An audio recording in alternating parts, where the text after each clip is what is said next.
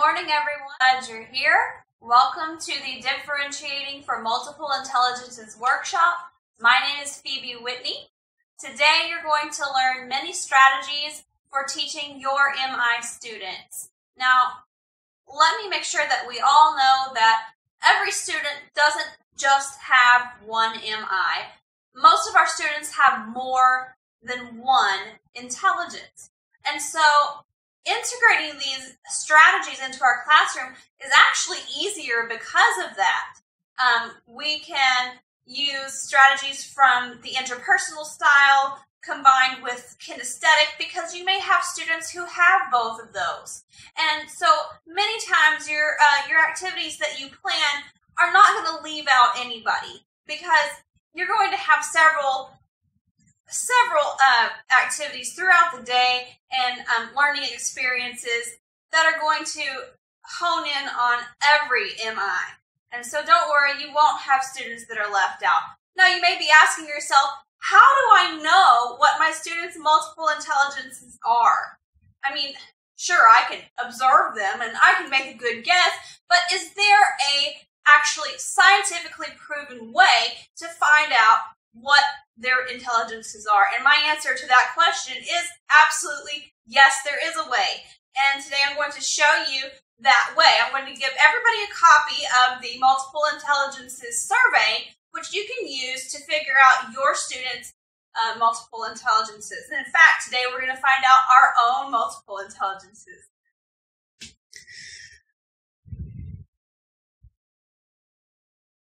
So as you can see on the screen now, this is the student behavior log of demonstrated multiple intelligences, and you can use this while you are observing your students throughout the first few weeks of school, and thus you can figure out each student's multiple intelligence. So at this time, I'm going to give everyone a copy of this. In fact, I'm going to give everyone 2 copies. One copy is for you to fill out yourself as soon as you receive it, and the other copy is for you to give or to make copies to give to your students at the beginning of the year or to use for each student. Excuse me. So welcome back from lunch, everyone. I was hoping that you guys would get to know each other during lunch and start conspiring for all your new multiple intelligences plans for this next year. Or just enjoy lunch, whatever you did. Great, awesome. Okay, so now we're going to get a little bit more in-depth into what each multiple intelligence is and how do you know when you're using the log to fill out, like whether they fit that description on a 0 to 4 scale. How do you know if they do or not? Or once you figure them out, how do you recognize those behaviors? So now we're going to get a little bit more into the specifics of each multiple intelligence and the strategies that you can use for those. Well, I'm going to show you a PowerPoint that's going to give you some pointers on how to really observe those behaviors and hone in on those specific students for each intelligence. You are going to be sent a link to this PowerPoint to your email that you registered with, and you will be able to make a copy of these and add them to your folder.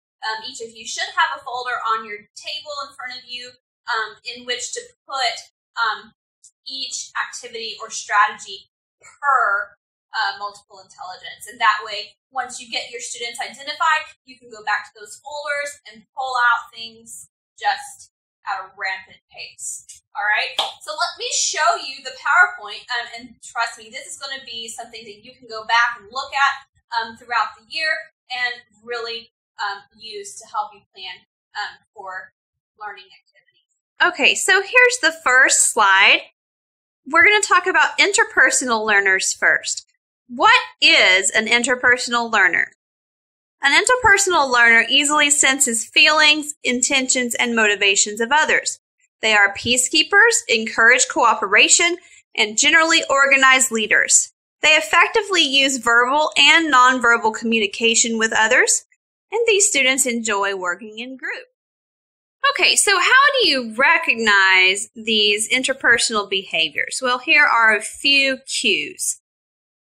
They have an irresistible urge to discuss almost everything.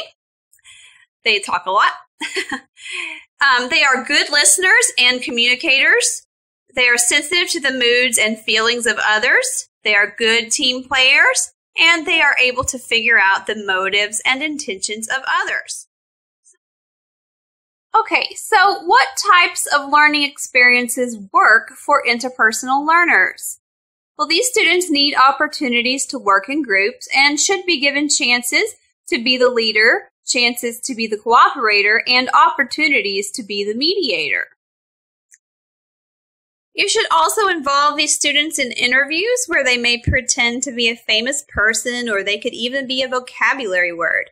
They can describe key points, and their partner must guess who or what they are, and then they would switch roles. These students are also wonderful teachers, so have them teach each other. They are good at it. These students also need opportunities for role plays. The idea here is to act out real-life situations that provide ample chances for students to practice their speaking skills. And this is wonderful for interpersonal students because they love to talk and they learn through talking. Our next slide is about visual spatial learners. A visual spatial learner tends to think in pictures rather than words. They also learn holistically rather than in parts. They can easily see the big picture of concepts but might miss the details. Now, these are your students that are very gifted, okay? Once they understand a concept, they really don't need to be retaught. And in fact, that can be very discouraging for them. So how do you recognize your visual spatial students? Well, here are some visual spatial behaviors that you can observe, and that actually can help you figure out their MI as you're filling out the behavior log. These students tend to doodle in class. They excel when you use visuals and allow them to use manipulatives. They like to paint and do other art activities. They understand maps and directions, and they can easily visualize, and they like to pretend. These students are often kinesthetically oriented too. They need to move, they need to do things with their hands, hence the liking to paint and doing art activities. They also sometimes tend to be very mechanically oriented, and they understand how things work. Our next slide talks about the type of learning experiences that work for visual spatial learners. As a teacher, you should accompany auditory instructions with visuals and/or manipulatives. Allow these students to show what they know through creativity rather than always writing it out. Use pre-tests so that you don't waste time reteaching something they already know. These students tend to get discouraged when forced to learn something they already know. Also, once they learn something, they don't forget it. So this is just the sample video. In the real workshop, I would be actually continuing on with each example of every multiple intelligence and every behavior to help teachers identify those students in their classroom.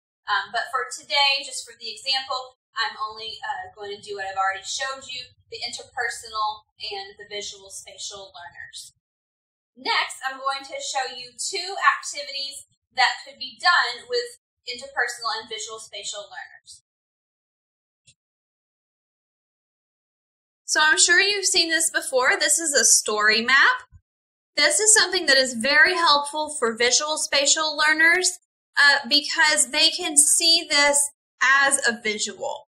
They can actually break down a story into a visual sequencing event. Now, these students usually do not do well with sequencing.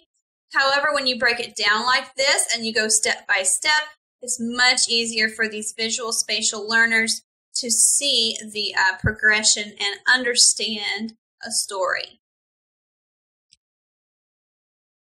The next strategy I'm going to show you is the Vocabulary Self-Selection Strategy, or VSS, which is for interpersonal learners. This is a great strategy for getting students to work in groups and also to really be focusing in on the content as well. So VSS is an effective method for interpersonal learners because it allows students to work in groups or partners and to share their ideas with the class. Students read a content area selection in groups of 2 to 5. Each group discusses words they felt were important to understand. Each group chooses one word that was very important, and a spokesperson from the group nominates the word before the whole class. They tell where the word was located in the text, give the team's definition of the word, and tell why the team felt it was important for the class to learn. Classmates discuss the word's value and definition. The teacher makes the final decision on which words the class should learn. And finally, the students then take the final list of words and add them to their learning logs or vocabulary notebooks, which are used in follow-up activities. So at the end of the in-service, I will have all the teachers get in groups, actually just partners of 2, but to make sure that they get with a partner that has a different MI from them. If you remember at the beginning of the in-service, all of the teachers actually take a survey to find out what intelligences they have. And so I'm going to have the teachers get in pairs with someone that has a different MI than them and talk to that person about how they learn personally. Take notes on that and actually use that with their students. Use that to build from, like a building block, to help them as they plan strategies and activities for their students. After they work with a partner for about 5 minutes, they're going to switch, and we're going to continue working for 5 minutes and switching partners for about 30 minutes. I'm assuming there's going to be 100 people at this in-service. All right, so that concludes my sample. I hope you enjoyed it. Thank you.